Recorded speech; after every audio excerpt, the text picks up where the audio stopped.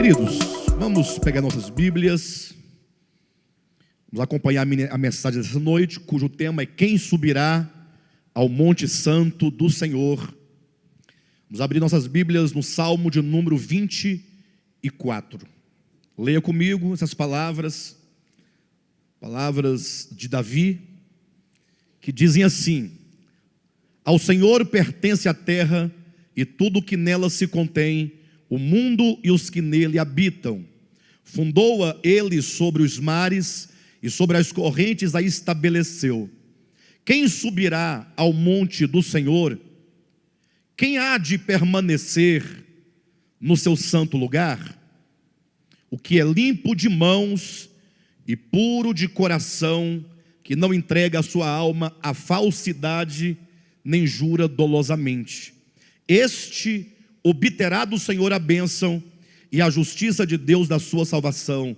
Tal é a geração dos que o buscam, dos que buscam a face do Deus de Jacó.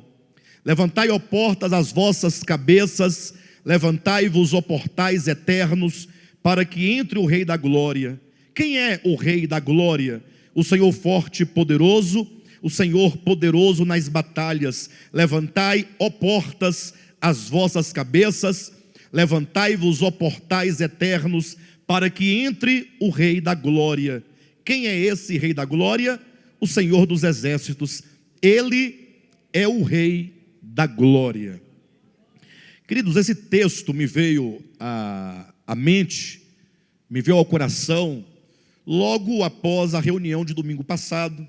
Os irmãos que aqui estiveram se lembram que nós falamos aqui com bastante precisão, apresentando o Evangelho de Cristo, aquilo que o Evangelho requer de cada um de nós. E ao sairmos daqui, nós fomos comer alguma coisa com um grupo de irmãos, e uma pessoa, portanto, que estava conosco, se dirigiu a mim dizendo: olha, pastor, não sei, depois da palavra de hoje, estou achando muito difícil. Esse Evangelho é muito difícil, é muito complicado. Porque tudo bem que você não deva odiar o seu inimigo, a pessoa disse, mas agora amar o inimigo é complicado. Diz que tudo bem que você não odeie, né? Agora, tem que amar também, não basta não odiar, tem que amar. E aí eu conversei ali em poucas palavras com essa pessoa, mas fui para casa pensando que talvez o que essa pessoa pensou, talvez passe também pelo coração dos irmãos, talvez tenha passado já pelo meu coração alguma vez. Mas o fato é que quando nós falamos da salvação, e olha que esse tema salvação é um tema muito recorrente, historicamente falando, todos já falaram, já questionaram, já ensinaram acerca da salvação. E ocorre que depois de muito tempo, muitas pessoas falando acerca desse tema, eu ainda acredito que pouco se entende de um assunto tão grave, de um assunto tão primordial, desse assunto tão fundamental, que é a questão do homem em relação a Deus. Quem será salvo? Como acontece esta salvação? Porque quando se ensina esse tema de maneira equivocada, a partir de meros dogmas, não raras vezes criados, inventados pelo homem, muitos se põem no caminho da salvação, mas num caminho de erro. Então imagine só se você estivesse indo para um dado lugar que você não conhecesse, mas que você tinha necessidade de ir àquele lugar, e você pedisse que alguém te orientasse. Imagine se alguém te desse um mapa errado. Você, com toda a sua fidelidade, iria seguir o mapa, mas não poderia chegar ao lugar pretendido, porque o mapa estaria errado. Ou se você pedisse para alguém uma informação e alguém te mandasse no sentido oposto àquele que você precisa ir, certamente você também não chegaria a tal lugar. Então é muito grave a questão da salvação. Nós temos que entender o que é a salvação, precisamos entender por que precisamos de salvação, temos que entender como ela ocorre e, sobretudo, qual é a condição para a salvação. E eu quero começar trazendo para os irmãos esse texto do Salmo 24, que ele responde imediatamente essa questão. Vamos fazer essa mensagem em 3 momentos. para que vocês entendam o recado de Deus, a mensagem do Senhor acerca desse assunto. O Salmo 24, ele começa, eu quero tomar a partir do versículo 3, com essas perguntas, esses questionamentos. Quem subirá ao monte do Senhor? Quem há de permanecer no seu santo lugar? Tomando aqui essas palavras, esses termos, né? Monte do Senhor e santo lugar, talvez Davi tivesse em mente aqui o templo sagrado do Antigo Testamento.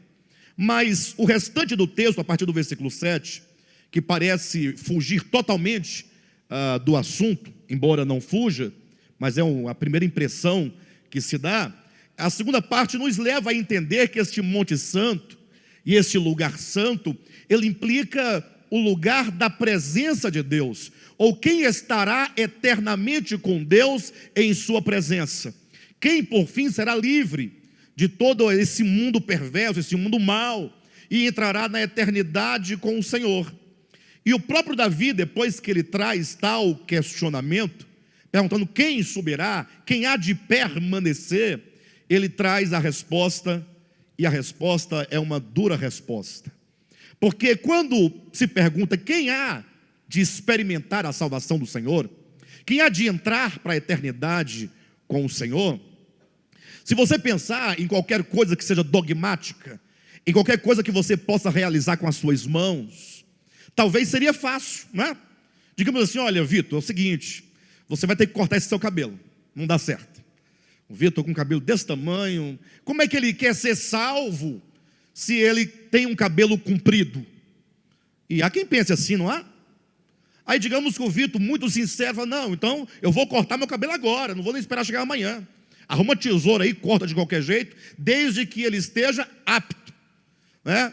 Se porventura se exigisse das irmãs que não usassem brincos, que não usassem batom, que não pintassem os seus cabelos, que não pintassem suas unhas, que não usasse, como dizia antigamente, calça esporte, que não frequentasse parques de diversões, tampouco frequentasse cinema, não fosse nenhum tipo de festa em que não fosse uma festa de crente, cuja música seria as músicas de Shirley Cavalhais, Oséias de Paula, Vitorino Silva. Falar em Vitorino Silva, estou ensinando a música dele para cantar na nossa festa do dia 29. Como agradecer por tudo que fizeste a mim. Linda essa música, conhecem?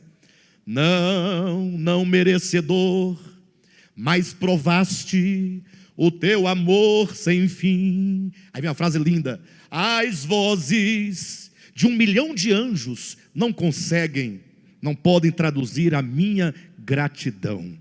Por tudo que sou e tudo o que serei, eu devo a ti, Jesus. A igreja toda cantando depois: a Deus seja a glória, a Deus. Vai ser uma bênção, viu, amados? Vamos nos preparar para a nossa festa. Bem, voltando aqui ao ponto. Então, se nós pedíssemos qualquer coisa que fosse nesse sentido, em que você pudesse resolver externamente, tudo estaria resolvido. Bastasse haver o quê? Boa vontade. Por outro lado, eu coloquei um aspecto bastante assim contundente, né? Mas há outros que pensam, não, Jesus morreu por mim, e porque Ele morreu por mim e me escolheu excepcionalmente para a salvação, eu estou salvo, ponto final. É aqueles que pregam na linha de práticas de obras humanas para a salvação, e aqueles que confiam inteiramente, embora sem o discernimento, na soberania divina. Eles acreditam que Jesus me escolheu, Ele morreu por mim, e se eu sou um escolhido e o preço está pago, nada mais resta a fazer. E aí encerra ali o assunto e fica só esperando o dia da morte ou o dia da vinda de Cristo. E embora haja alguma coisa de certo nesse segundo ponto, mas o fato é que Davi, quando ele traz a nós a resposta, quem subirá ao monte do Senhor e quem há de permanecer no santo lugar, ele coloca algo orgânico. A condição aqui do Salmo é a condição do ser, Ou seja, ninguém subirá, ninguém há de permanecer na eternidade com Deus, ninguém entrará se não tiver mãos limpas e coração puro. Toca-se num ponto nevrálgico da experiência humana, porque na nossa experiência, a despeito de toda a bondade que possamos realizar, o fato é que todo o problema do homem está onde? Está no seu coração. Lembro daquela situação em que Cristo, ele explicando para os líderes da religião judaica, isso porque os líderes pensavam que aquela água que eles abençoavam era capaz de purificar o homem de alguma coisa. Jesus disse que nada que há fora do homem, entrando nele, o pode contaminar. Se não pode contaminar, nada que seja fora também pode purificá-lo. E Cristo justifica dizendo que é do coração que procede. Então, o coração do homem é o nosso ser mais íntimo, é a sede das nossas emoções, é a sede do nosso pensamento. Todos os nossos relacionamentos, eles são determinados a partir do nosso coração.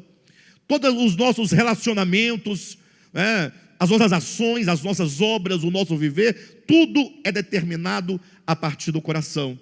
E olhando para esse salmo, não somente Davi responde que a condição é ter mãos limpas e coração puro, ele ainda diz mais que não entrega a sua alma à falsidade. E quem é que pode dizer que não tem nem um pouquinho de falsidade?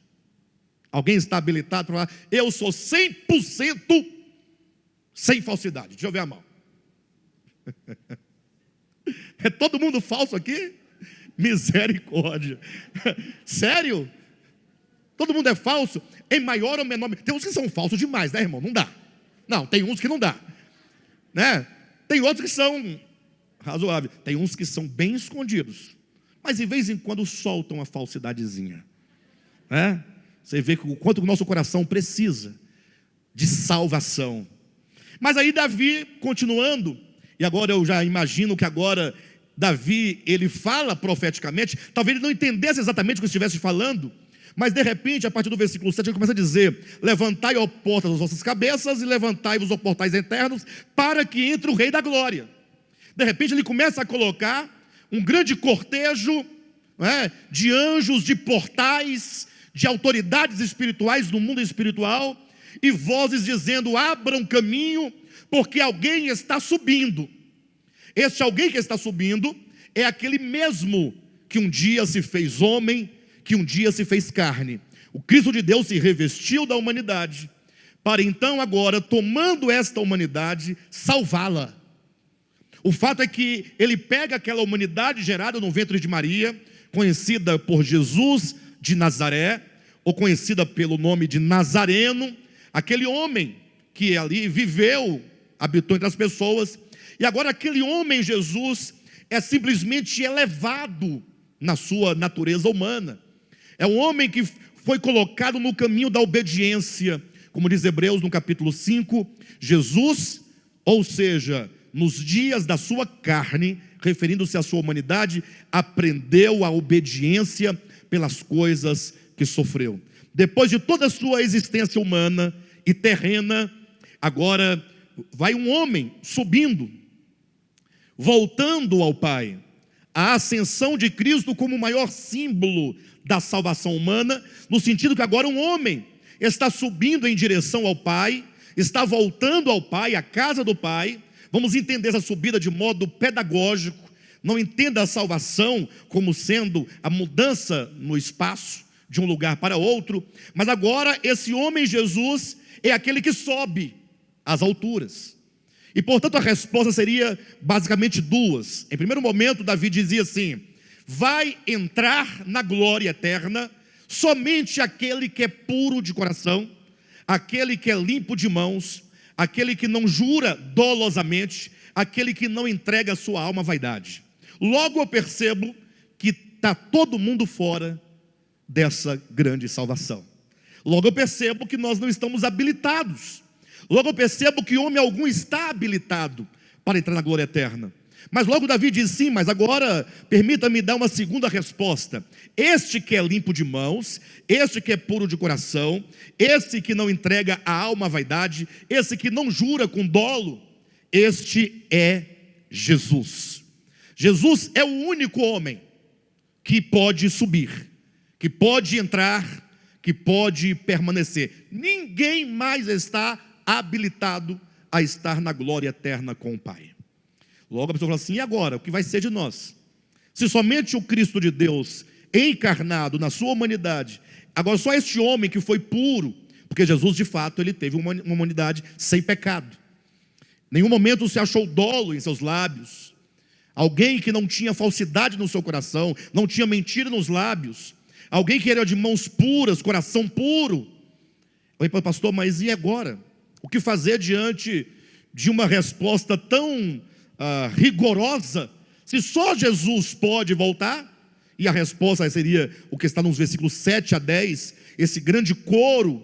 Eu imagino ele acontecendo por ocasião da ressurreição e, sobretudo, da ascensão de Cristo, ele entrando nessa glória eterna.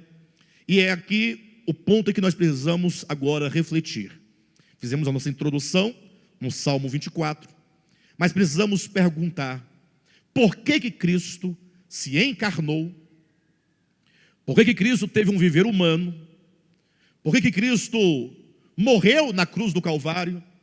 Por que Cristo ressuscitou? E por que Cristo ascendeu aos céus, retornando ao Pai, ou levando a humanidade de Jesus para a presença do Pai? A resposta a tudo isso, a razão por que o Cristo de Deus se encarna, tem um viver humano santo, sem pecado, morre na cruz, ressuscita e ascende aos céus, é a resposta que nos dá a esperança da salvação. No sentido de que não pense você que Cristo tão somente veio morrer na cruz para que você olhe e fale assim: que legal, gostei, como Ele é bom, como Ele nos ama, e agora estou feliz porque simplesmente Ele, como diz, Ele morreu pelos meus pecados e está tudo certo, está tudo resolvido. Quero apresentar alguns textos para os irmãos, quero que todos me acompanhem. Abra sua Bíblia no livro de Hebreus, capítulo 6. Vamos a uma primeira resposta. Capítulo 6 de Hebreus, versículos 18, 19 e 20, que diz assim, olha, vamos ler a partir do 17, tá bom, queridos? Por isso, Deus, quando quis mostrar mais firmemente aos herdeiros da promessa, a promessa que se refere aqui, a promessa da salvação, a imutabilidade do seu propósito, se interpôs com juramento, para que mediante duas coisas imutáveis, nas quais é impossível que Deus minta, forte alento tenhamos nós, que já corremos. Versículo 18, para que mediante duas coisas imutáveis, nas quais é impossível que Deus minta, forte alento tenhamos nós, que já corremos para o refúgio, a fim de lançar mão da esperança proposta, a qual temos por âncora da alma, segura e firme, e que penetra além do véu, onde Jesus entrou como precursor, entrou por nós, tendo se tornado sumo sacerdote para sempre, segundo a ordem de Melquisedeque. Logo os irmãos percebem que a encarnação de Cristo, a morte de Cristo, e sobretudo a ressurreição e a ascensão de Cristo, visa construir um caminho. O escritor aos Hebreus coloca claramente que Cristo, ele veio a fim de morrer na cruz pelos pecados de toda a humanidade, mas não é simplesmente um sacrifício, é sobretudo a construção de um caminho. Ou seja, Deus poderia fazer de vários modos a obra de redenção, afinal Ele é Deus, Ele teria toda a condição de pensar uma forma de redimir o homem, mas não foi outra, senão que Ele precisou entrar na própria criatura, fazendo-se homem, para que agora este homem pudesse voltar ao Pai. Jesus é o primeiro homem a entrar na glória, e o escritor aos Hebreus coloca claramente que agora ele entra lá para dentro do Santo dos Santos, é como que uma âncora, ele usa a expressão, que penetra além do véu. e ele entrou ali como sumo sacerdote segundo a ordem de Melquisedeque. Ou seja, ele entra para interceder por nós. Você tem alguém que ora por você diariamente, constantemente, sem nunca se cansar, sem nunca parar. Alguém que está à direita do Pai, rogando por cada um de nós, pela nossa salvação. E agora sabemos então que se Jesus Cristo é quem ora por nós, é quem efetua uma obra de intercessão por nós, está em Hebreus capítulo 7, versículo 25, quando diz que estando ele à direita do Pai, ele pode salvar totalmente os que por ele se chegam a Deus, vivendo sempre para interceder por eles.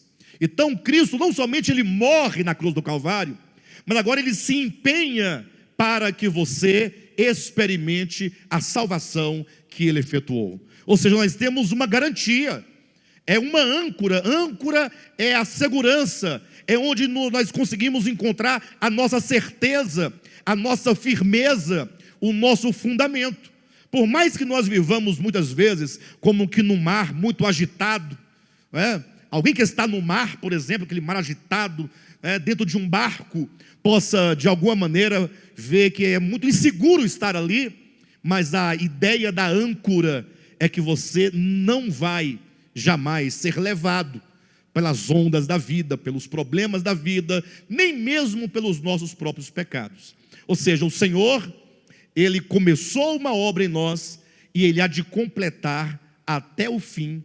Certamente nós vamos sim, não se desespere, não tenha nenhuma dúvida. Agora, leve a sério, no sentido de que é dito que ele pode salvar completamente aqueles que por ele se chegam a Deus. Então o nosso papel é nos achegarmos a Deus. Ou seja, não pense que agora, porque ele é a nossa âncora segura e firme, que penetra além do véu, que não precisamos nos achegar a Deus. Ele pode salvar completamente, ou seja, uma salvação plena, espírito, alma e corpo, todos aqueles que se achegam a Deus por intermédio dele.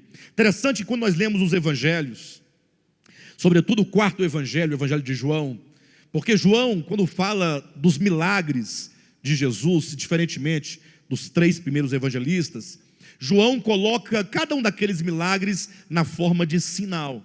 Inclusive, João vai evitar usar a palavra milagre e vai sempre usar no lugar de milagre a palavra sinal.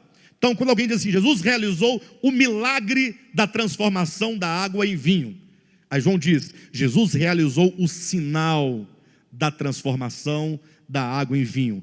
O que significa que para João, os milagres de Cristo, eles representavam, na verdade, eles sinalizavam a obra de salvação que ele veio realizar.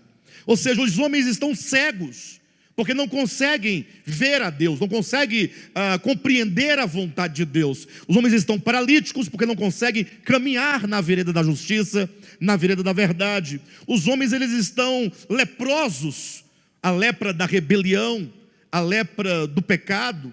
E então, todos os milagres que Jesus realizou, quando esteve aqui na terra, eles representavam como que Cristo estivesse dizendo, olha, assim como eu estou curando agora o cego de nascença, eu também quero curar os seus olhos espirituais.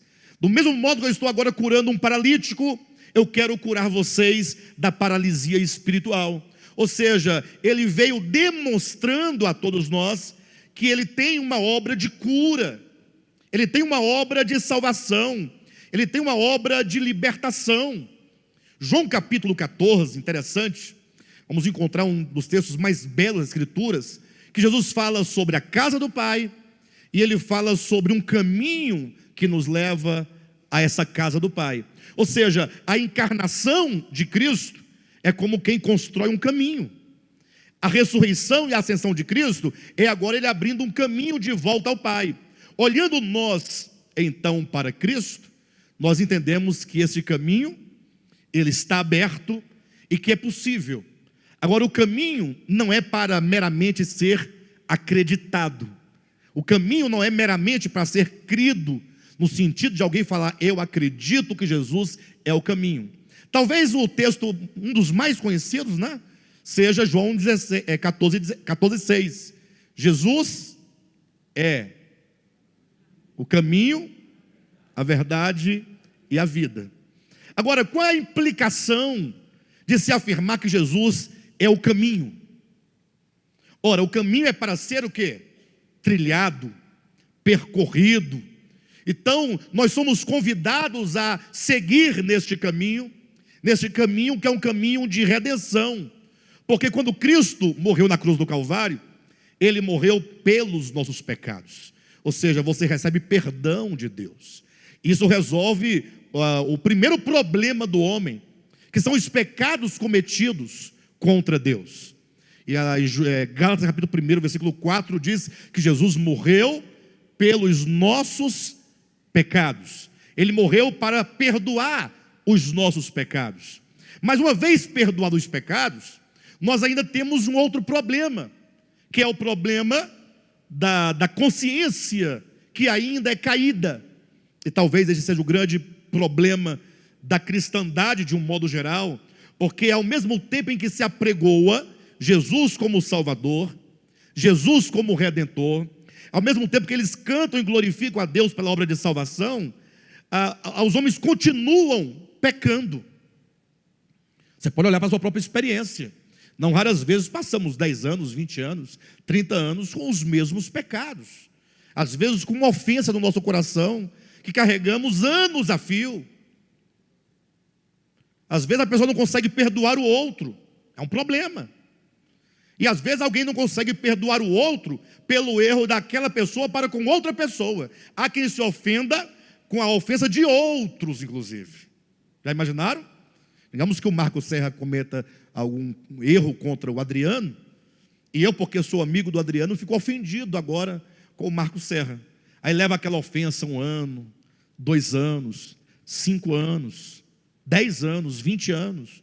Me recordo de um exemplo, certa ocasião, diz que um homem ia passando, né, tinha um pequeno riozinho, e uma moça querendo atravessar, mas com medo das águas, e aquele homem pegou pediu licença, pegou a moça no colo e a atravessou aquele rio com ela. 20 anos depois desse episódio, aquele homem que atravessou aquela moça se encontrou com uma pessoa que disse assim para ele: olha, você lembra daquele dia que você atravessou aquela moça? Ela: lembro sim. Assim, você pensa que ninguém estava vendo? Eu vi. Aquela pessoa viu naquele gesto maldade, como que interpretasse aquela atitude daquela pessoa como se ele estivesse tendo alguma coisa impura, alguma má intenção. E aí ele disse: é verdade, interessante é que eu carreguei aquela moça por menos de 1 minuto até chegar do outro lado, e você me carregou na sua consciência por 20 anos.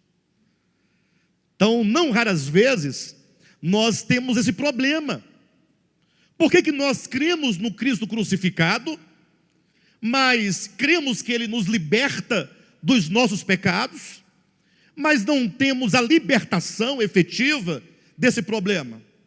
Há 2000 anos prega o cristianismo que Jesus resolveu o problema do pecado, e eu creio piamente que a obra de Cristo Jesus não somente é suficiente, mas é poderosa para resolver o problema do pecado. E portanto, uma das grandes declarações do Evangelho é que quando Jesus morreu, Ele destruiu o pecado. Aquilo que a lei não era capaz de fazer, Cristo fez mediante a sua morte. Está em Romanos capítulo 8, versículo 4. Agora, por que essa verdade é anunciada há tanto tempo e as coisas não mudam? Certamente deve haver um erro em algum lugar. Nunca um erro do lado do Evangelho, mas talvez haja um erro de compreensão da minha parte, quem sabe da sua parte. Eu quero fazer os irmãos se recordarem de um dos grandes temas da reforma protestante, quando é dito que Lutero teria encontrado uma Bíblia acorrentada, e num porão, e tendo ele aberto aquela Bíblia, abriu exatamente no lugar onde dizia: o justo viverá pela fé, ou o justo é justificado por meio da fé. A partir de então, essa grande verdade começou a ser anunciada de uma forma como nunca outrora havia sido, senão talvez nos tempos do apóstolo Paulo. Ou seja, foi este o primeiro passo e o lema da reforma protestante: o justo viverá da fé. Ocorre que, com o problema das traduções das Escrituras, este é um ponto nevrálgico da coisa. Eu preciso que vocês entendam categoricamente o que eu vou dizer agora. Quando Paulo, Pedro, João ou Jesus falaram aquelas palavras, ou quando os apóstolos escreveram os evangelhos e as epístolas, eles usaram uma palavra grega para fé.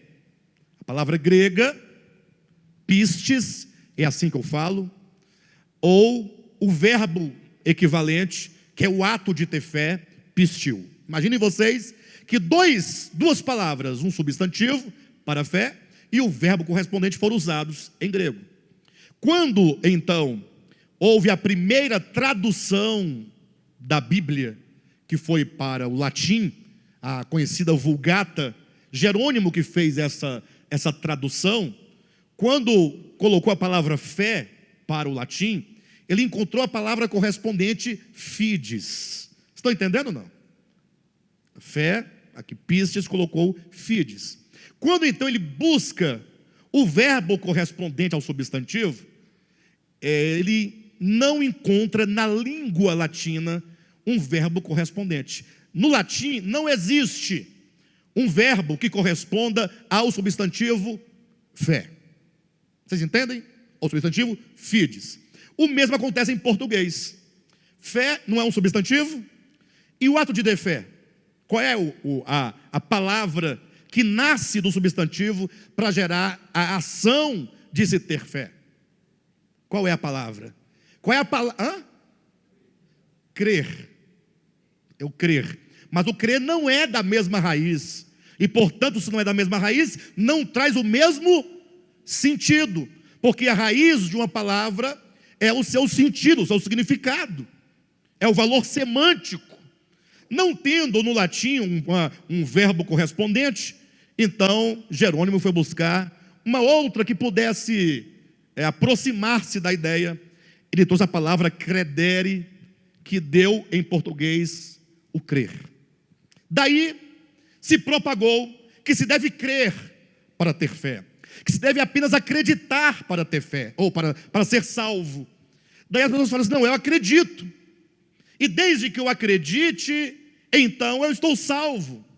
Aí a pergunta que eu faço é: será que esse acreditar, essa crença, é suficiente para mudar o nosso interior? Bem, a resposta talvez seja muito subjetiva, né? Alguns diriam: não, eu creio que é suficiente.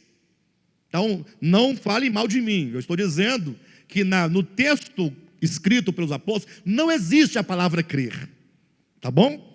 Então, mas não é culpa minha, foram eles que não usaram. Eles usaram outro termo, que é a palavra fé e o verbo correspondente em grego.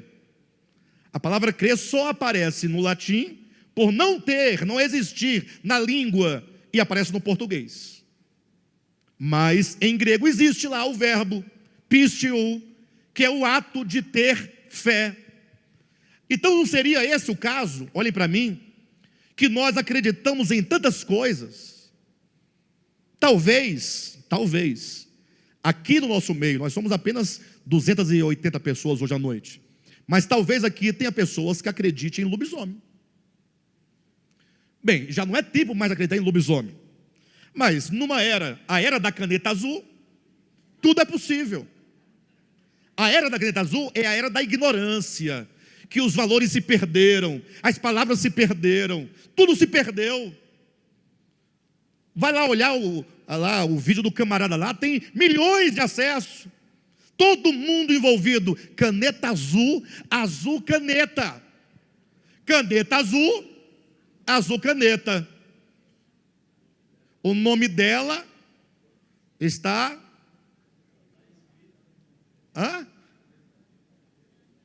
Ninguém quer falar porque não quer fazer parte da era da caneta azul, né? Então, na era da caneta azul, tudo é possível. A ignorância. A pessoa vai ler o livro da Cama Perdida, reclama.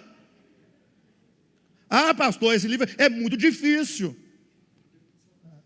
Tem que ler com dicionário. Você queria ler com o quê? Se não for o dicionário. Tá bom, e qual foi o livro fácil que você leu esse ano? Qual foi o livro fácil? Foi Turma da Mônica? Gibi? O que você leu? Talvez não tenha lido. Então nós temos que fugir desta era. Então nessa era de ignorância, tudo é possível. Talvez alguém acredite em lobisomem, mula sem cabeça. Aí você fala, pastor, mas eu acho isso ridículo. Alguém diz, né? Ora, mas tudo bem, talvez seja um pouco ridículo. Mas há quem, por exemplo, acredita, digamos, que o diabo anda na sua cola 24 horas para furar o pneu do seu carro. Ou não tem? Não tem quem acredita que quando o pneu fura, o diabo está furioso? Não, é uma taxinha. Só uma taxinha. Um parafuso. Mas você deu o nome de diabo agora. Há quem acredite nos dias de hoje, em sexta-feira 13. Se for no mês de agosto, misericórdia. Fazem jejum para se livrar desse mal, desse dia. Fazem campanha. Há pessoas que trazem das terras de Israel água do mar, do rio Jordão. E ele não sabe que aquela água lá é igual a da sua casa, a mesma coisa. Talvez a sua seja até mais bem tratada. Ou não. Mas há quem acredite. E o pior, quando se acredita nessas coisas, as pessoas acabam vivendo intensamente nisso. Agora, com respeito ao Evangelho, esse acreditar nos leva a viver intensamente? Pense comigo. Vamos pensar um pouco. O Evangelho de Cristo são as palavras que Ele anunciou. Então, esse crer deste modo que estou aqui apresentando hoje, ele é fraco. Ele não dá conta de resolver o seu problema.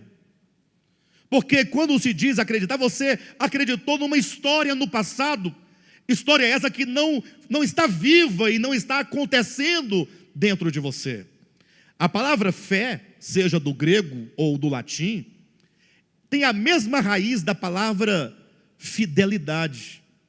Sabe quando alguém olha para o crucificado? Jesus declarou lá no Evangelho de João, quando o Filho do Homem for levantado, ele disse, atrairei todos a mim. Você já foi atraído pelo Cristo crucificado? Olhe para a cruz por um momento. Olhe para o Cristo de Deus por um momento. Mas não fica chorando por isso não. A pessoa vai assistir o filme do Mel Gibson lá, né, a Paixão de Cristo, sai com o olho inchado, tadinho de Jesus, é muita pancada. Aí sai outro criticando, não, esse cara exagerou, também não é bem assim, não pode ser, muito exagero. Mas o fato é que a mensagem da cruz está se perdendo dos nossos olhos, do nosso entendimento. Olhar para o crucificado e ser atraído por ele, a palavra atraído, atração, é você estar totalmente tomado e envolvido de admiração pelo ato da crucificação e a mensagem que ela traduz. Qual é a mensagem que a cruz traduz? Quem pode falar? Qual é a mensagem que a cruz traduz? Falava semana passada sobre a abnegação de Cristo. Queridos, nós somos muito cheios de razões. Nós temos muitas verdades. Nós temos muitas justificativas. Nós somos cheios de justiça própria. E por causa disso, nós agora começamos a estabelecer sobre o outro um peso muito grande. Tem pessoas que perseguem o outro em nome da verdade. Tem aqueles que desprezam o outro em nome da verdade.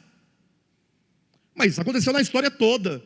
Quantos não foram mortos, apedrejados em nome de Deus? Não seria isso tomar o nome de Deus em vão? Como já disse um ateu, no seu livro, falou assim: para mim, muito mais tomar o nome do Senhor em vão é quando você confere a Ele a sua maldade. Você faz uma maldade para alguém e fala: não, é em nome de Jesus. É porque Deus não pode aceitar isso. Você está usando o nome de Deus para justificar a sua maldade. Você está maculando o nome dEle. Você está deixando de santificar o nome de Deus. Aí se persegue ao longo. A Igreja Católica Romana, imaginem, já pregou, já acreditou, já ensinou, já procedeu, num certo tempo, dizendo que negro, mulher e índio não tinha alma. Com que autoridade seria? Em nome de Deus. Pessoas são perseguidas, pessoas que sofrem de epilepsia são humilhadas nas igrejas até os dias de hoje. Em nome de quem? De Deus. Era para acolher aquela pessoa, levar para um lugar, dar um remédio, levar ao hospital, cuidar. Não, fica expulsando o demônio. Não é demônio, é demônio. Vocês já ouviram falar disso? Já viram isso acontecer? Tinha uma senhora, quando eu era criança, na igreja que eu congregava, que ela era muda e surda. E acontecia que os irmãos queriam expulsar a todo custo o espírito mudo. E a bichinha, tadinha, não tinha o que fazer, ficava só gritando, porque você sabe quando aqueles crentes cercam o outro, e começa, um puxa, outro empurra, e outro grita, outro cospe, e a senhorinha ficava ali, ela ficava desesperada. Aí dava até a entender que fosse demônio, mas não era só desespero. Se ela pudesse falar assim: gente, me deixa em paz, deixa eu ficar sentadinha aqui no meu lugar, não mexe comigo não, eu sou doente. Mas faz isso em nome de quem? Em nome de Deus. Ocorre, queridos, que nós temos que então, quando olhamos para o crucificado, entender. Imagine só quando diz: serão todos atraídos. Quando você olha, você entende que aquele homem, o único, de quem diz o Salmo de número 24, que não tinha dolo, puxa vida, mentira nenhuma nunca saiu dos seus lábios, coração puro, mãos puras, aquele que só sabia amar, perdoar, abraçar, abençoar, nada mais além disso. Puxa, que razão ele tinha? Ou qual foi o mal que ele cometeu, melhor dizendo? Qual foi o mal? O que ele poderia fazer? Eu dava o maior apoio para ele. Bora pegar uma pedra e tacar na cabeça do soldado. Bora reagir, se defenda. Poxa, você, se tem alguém certo nesse mundo, é o Senhor. Mas ele estava ali para que o seu próprio sofrimento representasse, significasse algo para nós. Como que ele dissesse: olha, o único caminho que leva o homem de volta a Deus é o caminho da renúncia. É quando você tem razão e você abre mão da sua razão e perdoa. Poxa, quando tacaram aquele tapa na face de Jesus, aquele golpe, e ele dizer assim: Pai, perdoa, porque eles não sabem o que fazem. Eu tivesse lá, eu dava um grito: sabe não? Se ele não sabe, quem é que sabe? Mas olha a pureza do coração de Cristo. Cristo tinha um entendimento de que o pecador, o mais vil pecador, ele está naquele caminho pela ignorância, pela cegueira, pelas trevas do entendimento. A maldade é um estado de consciência. A maldade, o pecado, é uma ignorância. Quantas vezes nós cometemos os mais perversos pecados e acreditamos que estamos no caminho certo, porque nós temos a nossa certeza, mas às vezes estamos cegos, estamos iludidos. O Cristo crucificado, Ele está dizendo: olha, esse aqui é o caminho. Por isso que Ele, em outro lugar, falou para os seus discípulos assim: olha, eu, Jesus, eu estou indo para Jerusalém. Lá eles vão me prender, eles vão me humilhar, eles vão cuspir em mim, eles vão me matar. Mas ao terceiro dia eu ressuscitarei. Mateus capítulo 16, versículo 21. Pedro falou: Senhor, peraí, para. Que conversa feia é essa? Você vai para Jerusalém para morrer, vai ser preso. Você tem que fazer o contrário, não vá para lá não, Jesus. Mas o Senhor é teimoso, eu sei que o Senhor é teimoso. Eu vou contigo porque eu vou te defender.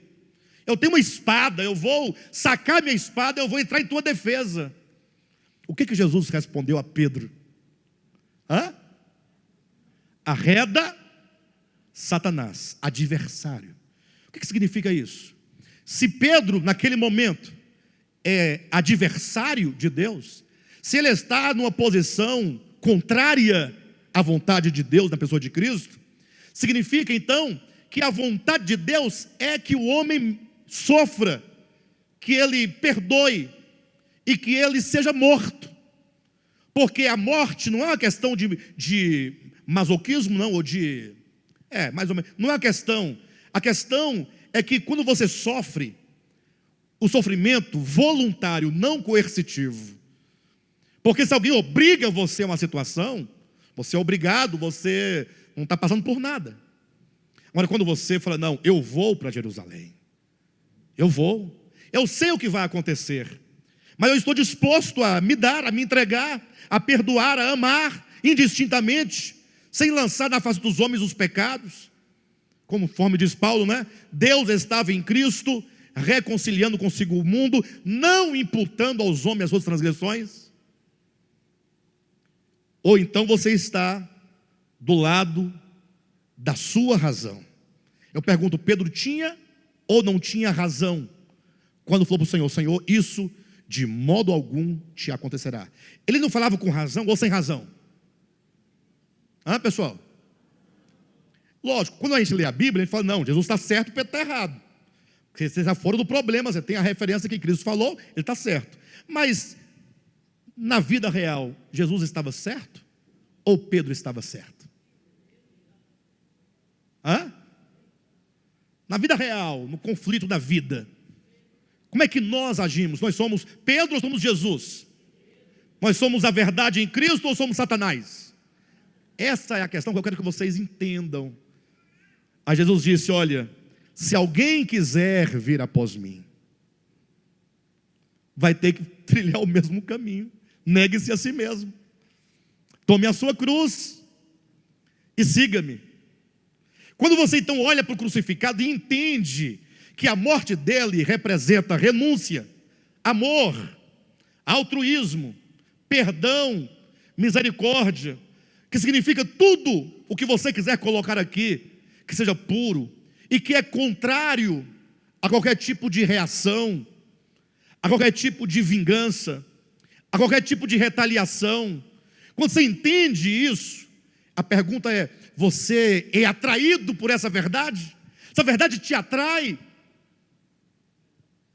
Ela atrai, ainda que seja no sentido oposto. Quando essa verdade me atraindo me ofende, porque eu não estou à altura dessa verdade, mas eu quero essa verdade, eu preciso dessa verdade, e eu preciso, portanto, contemplar o crucificado, para que o brilho do crucificado, o Espírito crucificado, possa resplandecer em mim.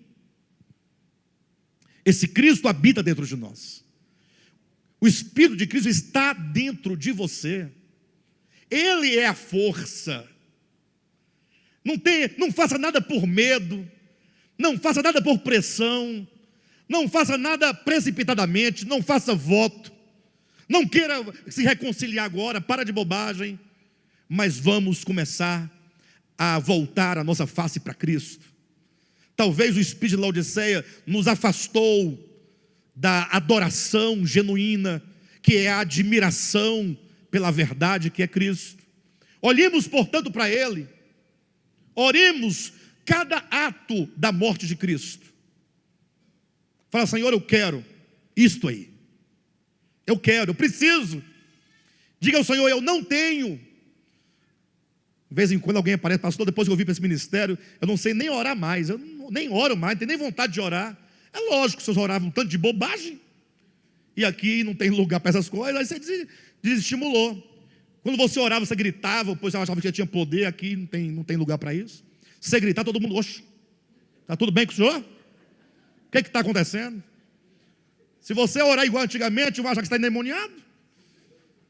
Você não tem mais estímulo para orar, porque lá é cada um querendo encontrar a palavra mais bonita, dar o grito mais alto, falar a língua mais bonita.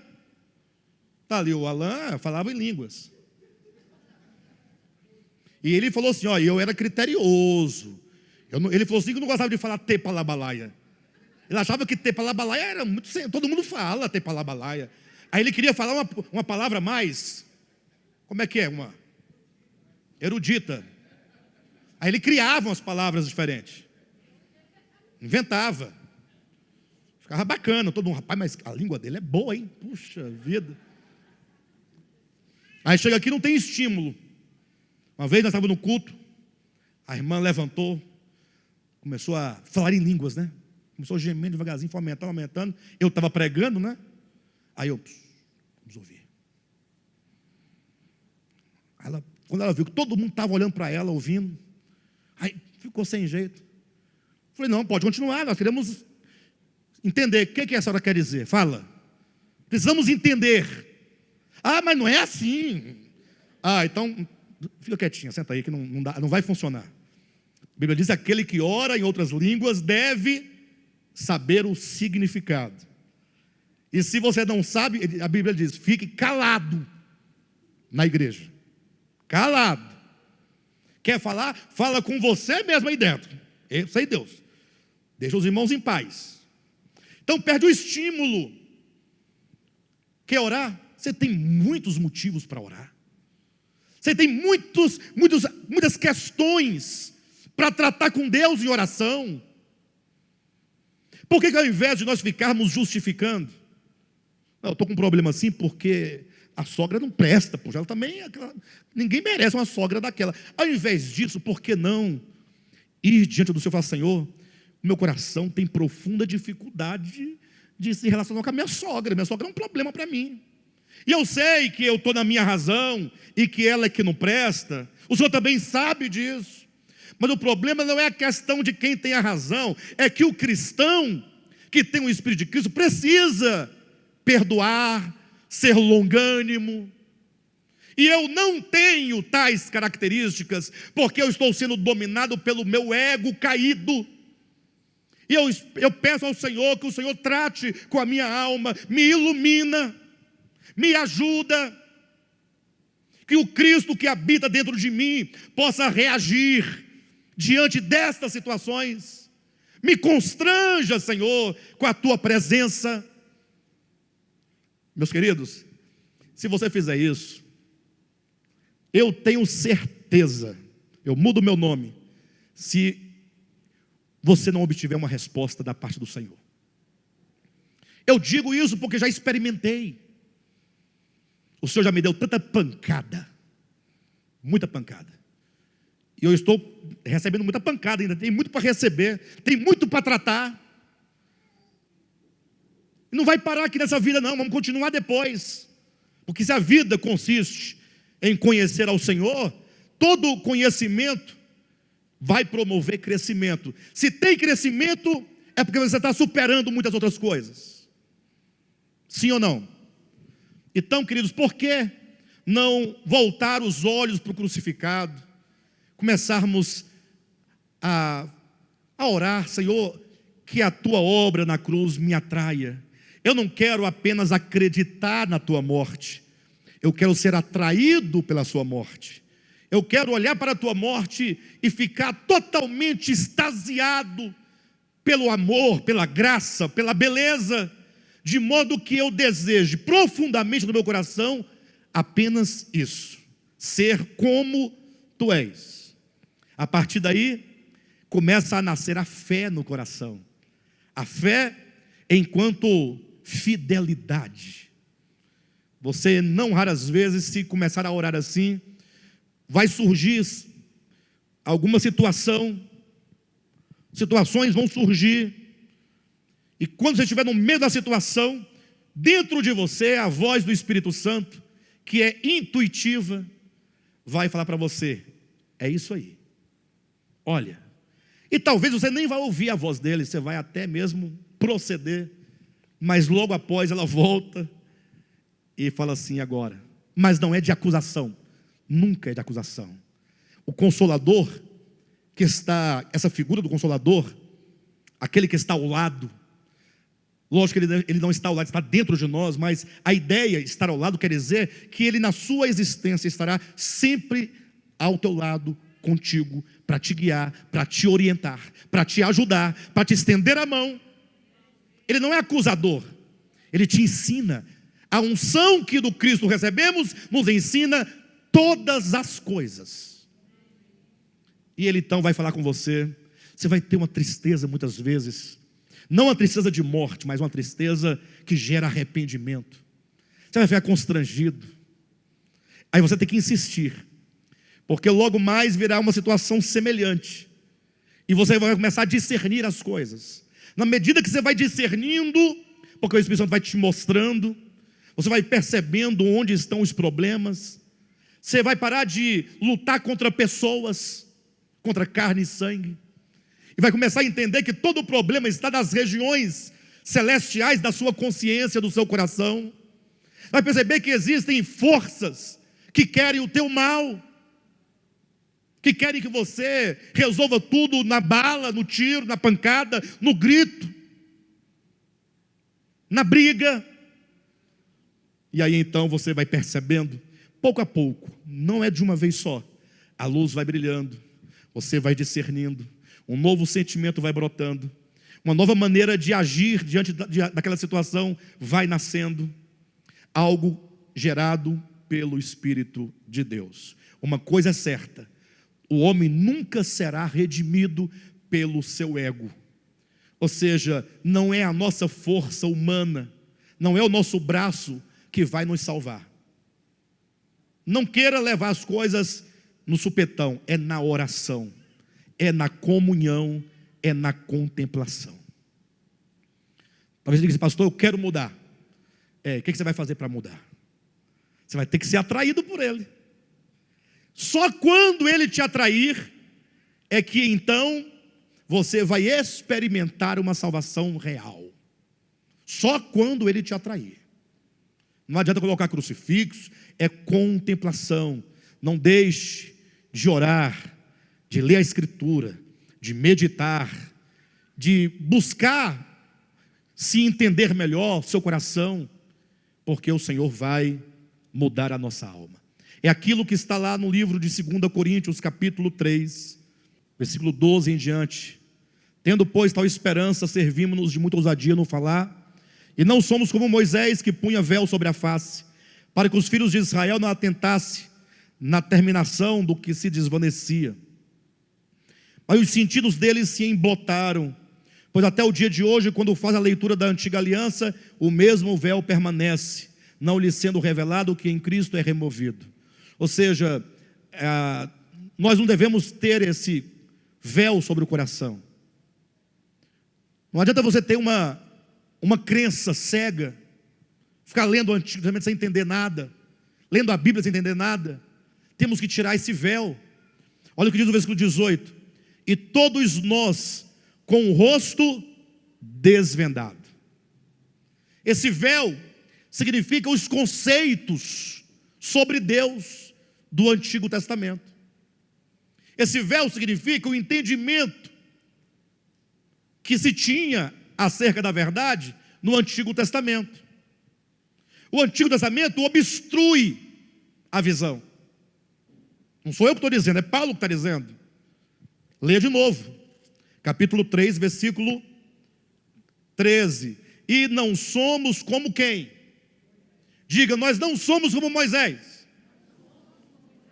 Diga para o seu irmão, não seja como Moisés.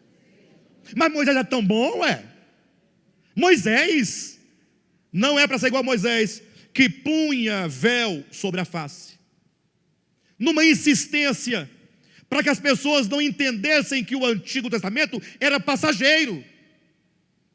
Aquela glória é a glória da lei, é a glória dos profetas, é a glória da Torá. Ela ia acabando. É como que Deus diz assim: olha, está vendo aquela glória apagando? Está apagando, está minguando. Ela vai passar, assim como o Antigo Testamento vai passar.